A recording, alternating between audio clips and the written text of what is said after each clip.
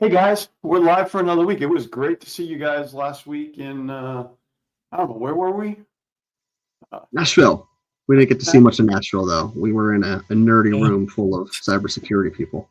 It was just And- it was just another hotel. People like, you're going away again. It's like, oh yeah, you're going to this place. I was like, yeah, we saw the hotel. Yep. A Well, lot you of the did see a hotel. concert. But you did see a concert on the last night, or heard a concert from the roof. That was actually pretty cool. I didn't see anything. I was in bed. I'm lame. I'm an old adult who goes to bed early. Yeah, I got to see AC/DC from the roof. Really I heard. Well, I heard it. Yeah. I heard it. It's hard not Sounded to. That was pretty far away from downtown. I wasn't there that night, but I'm really surprised you Yeah. heard it. Oh, it was honestly loud and clear. I mean, as soon as Hell's Bells came on, I could tell what that was before I walked outside. It's kind of cool. Yeah. A little Well, loud. And then between that and sitting in a room where we got to hear lawyers speak, insurance speak, everything about lawsuits. Yeah, it was eye-opening. Yes. Yeah, that's one way to put Yeah, it. it made me think a little bit differently. Well, I think my biggest takeaway was just like, and we've talked about this a lot, just like liability concerns and stuff like that. But having another company like ours stand on stage and talk about what it was like to be part of a class action lawsuit that they shouldn't have been a part of was crazy. Right? I feel like we should explain why that happened, though, because it couldn't just be on our side. It sounds like anybody can be named regardless of doing the right thing. Yeah, we found out that lawyers will use any kind of language they can to get somebody slapped into a class action. And once the judge says you're part of it, you're part of it. There's no do-over. There's no going back from that. No. So I think from my side, like that was a takeaway, but like really, as much liability as people want to put on us as being providers, the liability really does reside with the customer. I mean, we can be, obviously we can be sued for whatever because that's just the way the United States works. But it's kind of weird how the relationship that we have to have with our customers is starting to get to where we like if we make a recommendation and they don't want to do it, we have to have them sign off on that they're accepting the risk. Yep. Well, and it's not that we don't trust our customers. I mean, my customers would say, no, we wouldn't sue you if something happens. Guess what? Their insurance would, with a smile. Yeah. Same note. One of the big takeaway there from my perspective was, we've always been talking about, businesses that need to be compliant with this regulation or that regulation, even PCI or HIPAA or pick one. It doesn't matter. The business owners are like, well, I don't need to worry about compliance because there are no compliance police. But what we're seeing now is what Chris was learning. What we're seeing is the fact that the law firms are going after companies that had a data breach and quoting FTC regular standard FTC business practices of not protecting customer information. They're not quoting any specific cyber requirements. This is what did you do as a business owner to really protect yourself? And do you have a plan should something happen? And on top of that, they're still looking at regulation though and pointing it out. So it's not the government coming after you. Like HIPAA, like if you're medical and HIPAA, they're pointing straight to the HIPAA language in a lawsuit. Right. So it's not the government necessarily doing the enforcement like they should be. It's the lawyers doing the enforcement in court.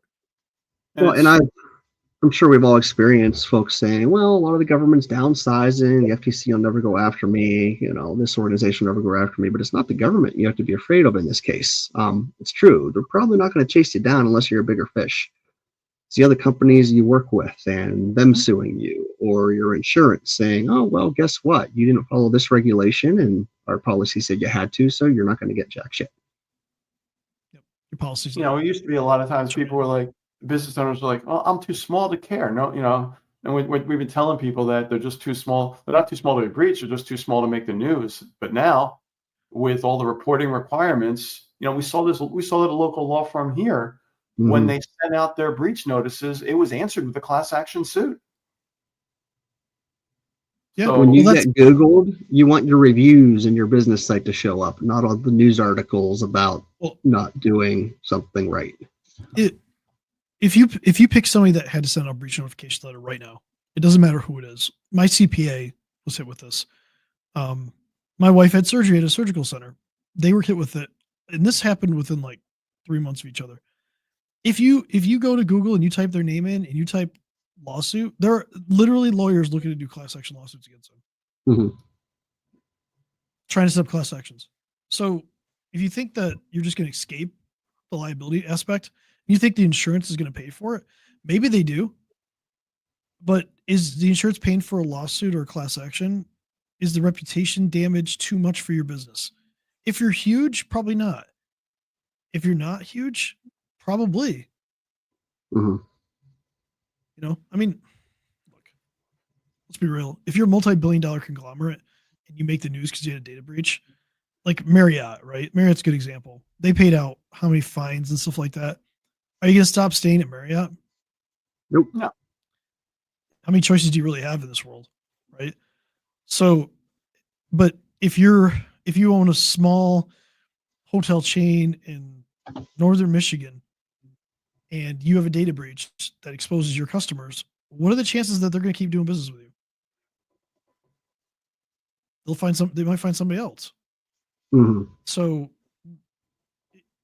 the risk isn't necessarily the insurance not paying. The risk is can your business survive it from a reputation standpoint? But I also feel like people are getting kind of numb. I mean, beyond the reputation, what we saw last week was businesses need to prove that they took steps to protect themselves. Doesn't say that it had, it did the stuff we saw didn't say that it had to work, but did they make an effort, and can they document that? And because one of the things they said last week was, in a breach, these companies are no longer the victim; they're now the defendant. They have to prove that they did the right stuff. Well, I thought, I just want to reiterate what you just said, and the lawyer said right on the stage, didn't have to be perfect, just had to show some kind of progress on moving towards security. But the biggest thing was having it documented, because if it wasn't documented, it never happened. It doesn't matter. It's not going to help you. So there needs to be some process and some method and some basically paperwork. I mean, I know we all hate paperwork as business owners, but this is the big one now. You got to file taxes, and now you got to document that you're at least moving towards doing the right thing for whatever industry you're in. Yeah. That's taxes and security. There's three things that are sure in life now. And the realization for us is it complicates relationships. It does. Right. Like it creates because it's an uncomfortable conversation to say, I made this recommendation for you to be okay. You didn't accept it. I need you to sign this to say that you turned it down. Let's at least acknowledge we asked you to do something and you didn't. Because honestly, we don't want to be held liable either. It's very uncomfortable, but it's reality now. Yeah. So if you go to the hospital and you're denying something or accepting something, you got to sign either way constantly. So that, if you look at what happens there is they're constantly documenting everything. Mm-hmm. And so I think our message really here is, if business owners are using internal IT, external IT, or an MSP, and they don't have the documentation in place, let's talk. Mm-hmm. What kind of documentation do you have for your business today that shows you're really taking steps to protect yourself? I'm not even talking about HIPAA regulations at this point. I'm saying, what are you doing? Do you have an incident response plan? Do you know who to call? Where's that data stored?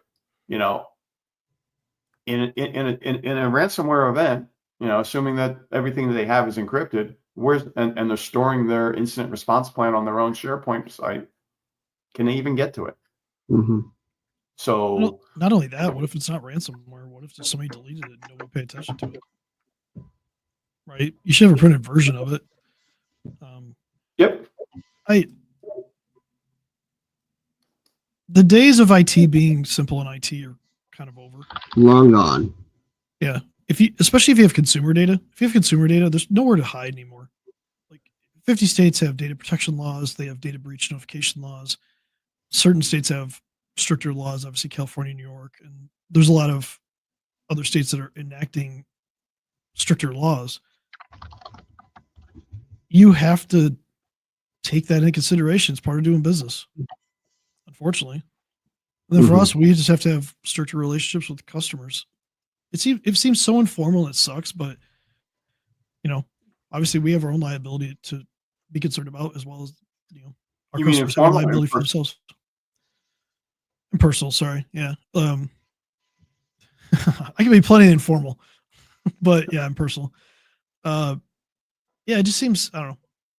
It sucks because you like have good relationships with people, and you know that people that you're doing business with probably won't sue you. But again, like Matt said earlier, insurance companies don't care. Here's the thing: the business owner might not be suing you in the data breach. It could come down to the insurance company, because they might have paid a claim and now they're looking to get their money back. So they're going to touch everybody. Or if it's not the insurance company, I mean, look, the guy that we saw on stage, it wasn't the insurance company that tagged him in it was a class action lawsuit. Right. So it wasn't even the insurance company bringing him into it. It was his insurance company helping him protect his, helping him in the lawsuit. And unfortunately, the lawyers will touch anybody that will go after anybody that's touched any part of the environment, which we've seen in the past. I mean, I even worked for a pool company. When I was in high school, I was working for a pool company, and they got called into lawsuits because they made the stairs of a pool, yet somebody broke their neck diving into the pool. It had nothing to do with the stairs, but they got named in the lawsuit because they were part of the installation. So it doesn't matter, like they said on stage, you can sue anybody for anything, regardless of what the contract paperwork says. Yeah. You still need to defend it. So that's the thing, really looking to go, let's go back to, we're now, Matt, Chris, and I are looking at putting some programs together to help businesses really document and have the evidence that things are happening and things are going on. And we don't have to be your IT company to help you with this. We're calling cyber liability essentials, but it's a way to really document that you have a process in place and get you started, and also make sure that you've got training in place. I'll take it further. If you're an MSP that just doesn't want to play in this world of documentation, we can help with that too. Absolutely. Yeah. The fun stuff in this world. Good, exciting stuff. Yeah. Good, exciting stuff. But it's things people need to do, and like Chris said, it's a different world. Constantly changing, and that's the only thing that's constant in our world is change. So kind of got used to it. But anyway, if you're connected with us on any of the social networks, reach out. We can definitely talk to you more about what's required or what we're recommending people have in place to have some evidence in place when bad things happen, because unfortunately, bad things happen. Yeah. And if you want recommendations where to go to Nashville, don't ask us. We didn't go downtown. So we have some recommendations, but stay safe out there. Obviously document, and see you next week. Yeah. I love Matt's whiteboard, by the way. What's that? I love Matt's whiteboard.